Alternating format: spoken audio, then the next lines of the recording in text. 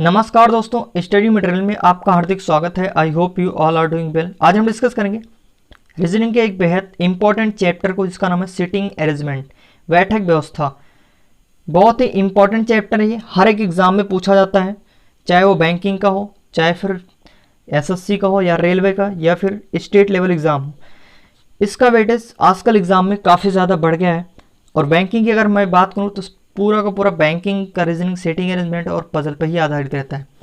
तो इसको मैंने बेसिक से पूरा सीरीज स्टार्ट किया हुआ है। इसका मैंने पार्ट फर्स्ट अपलोड कर दिया है, इसमें बेसिक से मैंने चीज़ों को डिस्कस किया हुआ है कि क्या क्या कीवर्ड्स हमें ध्यान में रखना होता है सीटिंग अरेंजमेंट को सॉल्व करने के लिए, क्या क्या कीवर्ड्स होते हैं और किस तरीके से हमें जो है सॉल्व करना होता है, क्या टेक्निक होती है और कितने टाइप का सेटिंग अरेंजमेंट होता है। ये सारी चीज़ें मैं फर्स्ट वीडियो में डिस्कस कर चुका हूँ। तो सबसे पहले आप उस वीडियो को देखिएगा, देन फिर इसको देखिएगा, तो आपको और अच्छे से समझ में आएगा। तो इसमें मैं डायरेक्ट क्वेश्चन ही डिस्कस करूँगा। पिछले वीडियो में हमने डिस्कस किया था कि जब 6 पर्सन हो, पिछले में हमने डिस्कस किया था कि जब 6 जो है लोग बैठे हों, जिसमें नेम गिवन नहीं था, सिर्फ ABCDEF तक दिया हुआ था और एक वृत्ताकार मेज की और चारों ओर बैठे हुए। लेकिन यहाँ पर मैं आज डिस्कस करूँगा जिसमें नेम गिवन हो, और ये जो है रेलवे के जो है प्रोस्पेक्टस से बहुत इंपॉर्टेंट है। रेलवे में इस टाइप के क्वेश्चन पूछे जाते हैं। तो चलिए शुरू करते हैं। इसका हिंदी वर्जन है, आप देख सकते हैं। सबसे पहले आप इसको वीडियो को पॉज कीजिएगा, खुद से सॉल्व कीजिएगा। और अगर मैं बात करूँ तो इसके बिगिनर्स के स्टैंडर्ड टाइम है इसका सॉल्व करने का 1.5 मिनट, और जो लोग एक्सपर्ट हैं वो तो इसको with in a second he solve कर देंगे। बट बिगिनर्स के लिए ये वीडियो है, और इसको जो है 1.5 मिनट में आप क्वेश्चन को सॉल्व कीजिए आराम से। तो चलिए शुरू करते हैं वीडियो को बिना समय को नष्ट किए हुए। यहाँ पे आपको कुछ भी नहीं करना है, 2 डायग्राम जो है ड्रॉ करना है। 6 पीपल हैं। यहाँ पे मैं शॉर्ट फॉर्म का यूज़ करूँगा, बट आप एग्ज़ाम में जब क्वेश्चन को सॉल्व कीजिएगा तो शॉर्ट फॉर्म में मत लिखिएगा, क्योंकि एग्ज़ाम में क्या होता है कि प्रेशर होता है। और आप जब क्वेश्चन मान लिया कि एक नाम से कई सारे बंदे हो गए, तो वहाँ पे आपको नाम लिखना मैंडेटरी हो जाएगा, और फिर आप उसमें कंफ्यूज जाओगे कि कौन सा नाम किसका नाम था, किसके कौन बगल में बैठा हुआ है। तो एग्ज़ाम में आप प्रॉपर नाम लिखिएगा, देन फिर क्वेश्चन को सॉल्व कीजिएगा, आपका बिल्कुल एक्यूरेट आंसर आएगा। तो यहाँ पर लिखा हुआ है 6 boys are sitting in a circle. 6 लड़के हैं, वो एक वृत्ताकार मेज में बैठे हुए। Rajiv is immediate right of Mohan. आप सारे के सारे कहाँ देख रहे हैं? फेसिंग सेंटर देख रहे हैं। सब के सब कहाँ देख रहे हैं? Facing centre. राजीव जो है वो मोहन के तुरंत दाएं बैठा हुआ। ये मोहन हो गया, ये राजीव हो गया। यहाँ पे भी आप बना लीजिए, मोहन हो गया, ये राजीव हो गया। उसके बाद but he is not left of Vijay. अब देखो, लेकिन किंतु परंतु बंधु और आ जाए तो ये फर्स्ट पर्सन के लिए बात करेगा, जैसे कि बट। मोस्टली इंग्लिश में अगर आप पेपर सॉल्व करोगे तो बट ही देखने को मिलेगा, और हिंदी में आपको और देखने को मिलेगा। जो जिसका जिसे आ जाए तो वो सेकंड पर्सन की बात करेगा। ये सारी चीज़ें मैं फर्स्ट वीडियोज़ में डिस्कस कर चुका हूँ डिटेल में।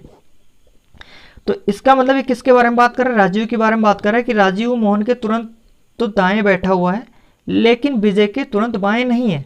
तो इसका मतलब विजय यहाँ पर नहीं आएगा। विजय भैया के पास ये नहीं बैठेगा, दोनों में लड़ाई हो गई होगी कोई बात। अब आगे कह रहा है कि Suresh is between Bablu and Vijay. अब यहाँ पर कितने कंडीशन बन रही है सुरेश एंड बबलू को बिठाने के लिए? देखो, वहीं पर आप आगे एक लाइन और पढ़ लिया करो, तो आपको क्वेश्चन क्लियर हो जाएगा। जैसे ही आपने पढ़ा कि Suresh is between Bablu and Vijay, आप तुरंत सॉल्व करने मत लग जाओ। आगे एक लाइन और पढ़ो कि आगे इन्फॉर्मेशन तो कोई और नहीं गिवन है। तो यहाँ पे जब आगे आप पढ़ोगे तो Ajay is immediate left of Vijay, कह रहा है कि अजय जो है वो तुरंत बाएं विजय के बैठा है। अब देखो, अगर मैं विजय को यहाँ पे बिठा दूँ तो यहाँ पे सुरेश आएगा, यहाँ पर आ जाएगा बबलू। तो क्या विजय के बाएं जो है वो अजय आ पाएगा? नहीं आ पाएगा। तो इसका मतलब कि विजय को यहाँ पे बिठाना पड़ेगा हमें, और जब विजय को यहाँ पे बिठाऊंगा तो यहाँ पे सुरेश आ जाएगा, यहाँ पर बबलू आ जाएगा। अच्छा, अगर आप मान लिए कि आपने आगे की कंडीशन नहीं पढ़ी, तो आप क्या करोगे? आप सीधा से सिंपल करोगे, चलो भैया विजय को यहाँ बिठा दें, सुरेश को यहाँ बिठा दें, बबलू को यहाँ बिठा दें, यही करोगे ना। तो अगर इस कंडीशन ऐसे करोगे, बाई चांस आपका जो है क्वेश्चन यहाँ पे तो सही हो गया, लेकिन अब फिर एक और तरीका आप लगाओगे कि चलो ठीक है, विजय को इसके बगल में नहीं बैठना है तो विजय को यहाँ पे बिठा दें। अब आप कहोगे ठीक है, विजय को हमने यहाँ बिठा दिया, सुरेश को यहाँ बिठा दिया और बबलू को यहाँ बिठा दिया। अब बताओ आप, अब अजय को आप बिठा सकते हो विजय के पास में? नहीं। तो ये कंडीशन क्या हो जाएगी, गलत हो जाएगी।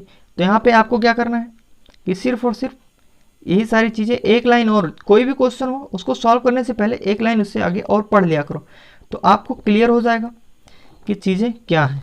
अब यहाँ पर कह रहा है कि Suresh is between Bablu and Vijay. अब देखो सुरेश जो है वो बबलू और विजय के बीच में बैठ गया। Ajay is immediate left of Vijay, Ajay जो है वो इमीडिएट लेफ्ट ऑफ विजय हो जाएगा। अब देखो विजय यहाँ पे बैठा हुआ है, ये विजय बैठा हुआ है, तो इसके इमीडिएट लेफ्ट में कौन हो जाएगा, यहाँ पर अजय हो जाएगा। तो ये बन गया आपका, यहाँ पर मोहन हो गया, यहाँ पर कौन हो गया, राजीव हो गया, यहाँ पर कौन हो गया, अजय होगा, यहाँ पर विजय, यहाँ पर सुरेश, यहाँ पर जो है बबलू। अब इसमें कुछ भी पूछ ले आप बता ले जाओगे। इससे मान लिया क्वेश्चन पूछेगा कि मोहन के तुरंत बाएं कौन बैठा है, तो मोहन के तुरंत बाएं बबलू बैठा है। मोहन के दाएं से तीसरा व्यक्ति कौन है, दाएं से तीसरा व्यक्ति, तो 1 2 3 कौन हो गया, विजय। मोहन के दाएं तीसरा व्यक्ति कौन हो जाएगा, विजय। तो इस तरीके से अगर आपका डायग्राम बन गया तो आप क्वेश्चन में कुछ भी पूछेगा तो आप बता ले जाओगे। तो आई होप कि चीज़ें क्लियर हुई होंगी।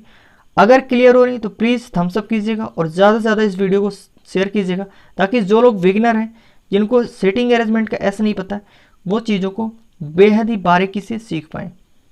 और जो लोग इस वीडियो को पहली बार देख रहे हैं, प्लीज़ इस वीडियो को लाइक कीजिएगा, शेयर कीजिएगा और चैनल को सब्सक्राइब कर लीजिएगा और बेल आइकन को प्रेस कर लीजिएगा, ताकि आपको डेली का अपडेट मिलता रहे। तो नेक्स्ट क्वेश्चन की तरफ चलते हैं। नेक्स्ट क्वेश्चन है ABCDEFG are sitting in a circle facing centre. Again यहाँ पर 6 पर्सन है। आज मैं डिस्कस करूँगा टोटल 6 पर्सन के। अगला वीडियो जिस पर आएगा तो 7, फिर उसके बाद 8, फिर उसके बाद 9। तो इस तरीके से जो है बढ़ता जाएगा। पहले इजी क्वेश्चन को डिस्कस करेंगे, देन फिर आगे स्टैंडर्ड लेवल के क्वेश्चन को डिस्कस करेंगे। तो यहाँ पर भी अगेन आप 2 डायग्राम, आपको 4-5 डायग्राम बनाने की कोई ज़रूरत नहीं है। आप 2 डायग्राम बनाइए और 2 डायग्राम में आपको क्वेश्चन, आगे में बड़े बड़े क्वेश्चन कैसे होते हैं 8 या 9 व्यक्तियों को, वो भी मैं सॉल्व करके बताऊँगा। 6 आप बनाइए। ABCDEF यहाँ पर कितने, 7, सॉरी यहाँ पर 7 पर्सन है। तो कोई ज़रूरी नहीं कि आप एक ही डायरेक्शन में कीजिए, आप जो है और एक और कहीं पर खींच लीजिए एक लाइन को। 7 बंदे बिठाने, आप कहीं भी बिठा दो। तो इस तरीके से मैंने खींच लिया, ठीक है। इसको और थोड़ा बड़ा बना दो ताकि जो है देखने में प्रॉब्लम ना हो।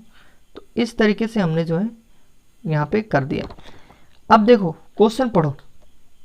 और sitting in circle facing centre, सारे के सारे कहाँ देख रहे हैं, सेंटर में देख रहे हैं। बस ये आपको ध्यान रखना है। E is neighbour of A and D। अब ये सारी चीज़ें मैं बता चुका हूँ कि अगर ये कंडीशन लिखा है तो कितनी सारी पॉसिबिलिटी बन सकती हैं। E is neighbour of A and D, इसका मतलब E यहाँ पर होगा, एक बार A यहाँ पर आएगा और एक बार D यहाँ पर आएगा। ऐसी भी तो कंडीशन हो सकती है कि E यहाँ पर आएगा, A यहाँ पर आएगा और यहाँ पर कौन आएगा, D आएगा। ऐसा हो सकता है कि नहीं हो सकता, वो जरूर हो सकता है। उसके बाद G is not between F and C, कह रहा है कि जो G है वो F और C के बीच में नहीं बैठा हुआ है। तो आगे पढ़ो। F is to the immediate right of A। अब देखो F के बारे में आपको इन्फॉर्मेशन मिल गई। तो F के बारे में जो इन्फॉर्मेशन मिली वो क्या मिली कि F जो है वो A के तुरंत दाएं बैठा है। तो इसका मतलब कि F जो है यहाँ पर हो गया, कौन आ गया, इमीडिएट राइट कह रहा है ना, तो तुरंत दाएं यहाँ पर कौन हो गया, F हो गया। अच्छा, इसके दाएं आप बैठा सकते हो क्या, नहीं बैठा सकते भैया, क्या हो जाएगा, गलत हो जाएगा ये। तो यहाँ पर आपने F को बिठा दिया। अब देखो यहाँ पर जो सेंटेंस लिखा हुआ उसको ध्यान से समझना। कह रहा है G is not between F and C, तो इसका मतलब F और C के बीच में कोई ना कोई पर्सन तो बैठा हुआ है। यहीं पर ध्यान दीजिएगा, F और C के बीच में कोई एक पर्सन बैठा हुआ है, लेकिन वो पर्सन G नहीं है तो कोई और होगा। तो चलो ठीक है भैया, हम इनके बीच में G को नहीं बिठाएंगे, हम G को और बिठा देंगे कहीं पर। तो यहाँ तो बैठेगा नहीं, क्योंकि बीच का मतलब ये होता है कि एक जगह बराबर होनी चाहिए। तो यहाँ पर कौन आ जाएगा, यहाँ पर आ जाएगा C और यहाँ पर आ जाएगा G। अब बचा कौन सा, तो यहाँ पर आ जाएगा B। ये आपका फाइनल डायग्राम बन गया। बताओ, था ना हलवा क्वेश्चन। तो सिटिंग अरेंजमेंट में कुछ है नहीं, ये तो सिंपल क्वेश्चन है। बाकी जो और स्टैंडर्ड क्वेश्चन होंगे उनको मैं और अच्छे तरीके से बिल्कुल कम समय में, ताकि आपका एग्जाम में कम से कम टाइम मिले लगे और आप क्वेश्चन को जो है एक्यूरेट सॉल्व कर पाओ। अब यहाँ पर देखो सेंटेंस यहीं पर क्या था कि कुछ लोग क्या कंफ्यूज हो जाते और फिर C और F को बगल में बिठा देते। ऐसा नहीं, यहाँ पर करें G is not between F and C, तो इसका मतलब कोई एक बंदा तो एफ और सी के बीच में बैठा हुआ है। अब वो जी नहीं है तो जो बच जाएगा वो होगा, जी को हमने यहाँ पे बिठा दिया। तो ये आपका क्वेश्चन क्या हो गया, यानी कि डायग्राम राइट हो गया। आप मिला भी सकते हो उसको। देखो ई इज नेबर ऑफ किसके, डी और ए के हो गया। उसके बाद एफ जो है वो ए के तुरंत पड़ोसी है, यानी कि राइट में हो गया। उसके बाद एफ और सी के बीच में जी नहीं है, जी नहीं है, और सारे के सारे कहाँ देख रहे हैं, सेंटर की तरफ देख रहे हैं। तो ये आपका फाइनल डायग्राम हो गया। तो आई होप कि आपको ये वीडियो अच्छा लगा होगा। ये वीडियो कैसा लगा, आपको ट्रिक कैसे लगी, आप लोग ज़रूर कमेंट बॉक्स में लिखकर बताइएगा। और इसको ज़्यादा से ज़्यादा शेयर कीजिएगा ताकि जो बिगनर्स हैं, जो स्टार्ट कर रहे हैं, उनको सारी चीज़ें पता चले बेसिक से। तो आज के लिए इतना ही। धन्यवाद। जय हिंद, जय भारत।